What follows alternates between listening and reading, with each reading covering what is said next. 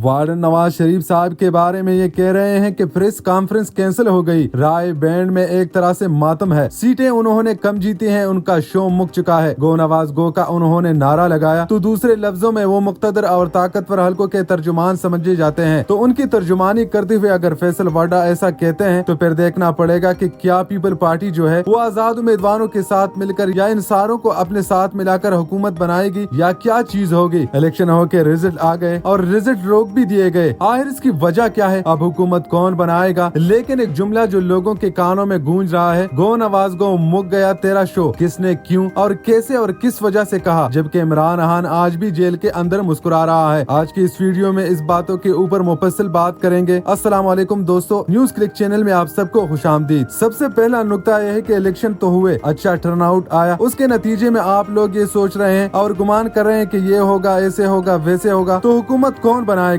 अखलाकी तौर के ऊपर, आईनी और कानूनी तौर के ऊपर तो इसको हुकूमत बनानी चाहिए जिस भी जमात ने ज्यादा सीटें हासिल की है। मेरी मुराद आजाद उम्मीदवार जो कि पाकिस्तान तहरीक इंसाफ के हिमायत याफ्ता थे, उनकी तादाद अब तक सबसे ज्यादा है और 130 से जायद है। जबकि हतमी नतीजा आएगा तो इसमें भी तमाम जमातों की बनिस्बत आजाद उम्मीदवार जो होंगे उनकी अक्सरियत ज्यादा होगी। वो चाहे 80 हो या 90 हो, वो तादाद में आगे होंगे। अब आजाद उम्मीदवार है एक तरफ और तीसरे नंबर के ऊपर नाम आता है पाकिस्तान पीपल पार्टी का। और ये कैसे मुमकिन है कि पीपल पार्टी जो कि इस वक्त खबरों में आ रहे हैं कि बिलावल और जरदारी साहब इस्लामाबाद पहुंच चुके हैं और वो आजाद उम्मीदवारों के साथ मिलकर हुकूमत बनाएंगे। अब देखना यह है कि जब बल्ले का निशान ले लिया गया था, आजाद उम्मीदवारों को मुख्तलिफ निशानात अलॉट किए गए थे और फिर ये कह दिया गया था कि वो जिस पार्टी में जाए या जाना चाहे जा सकते हैं। तो जब ये ऐसी सूरत हाल हुई तो इससे ये साबित हुआ था कि और हो भी रहा है और आपने देखा है कि आजाद उम्मीदवार तमाम जमातों की बनिस्बत ज्यादा जीत गई। अब क्या इनकी कोई बोली लगेगी, मंडी लगेगी,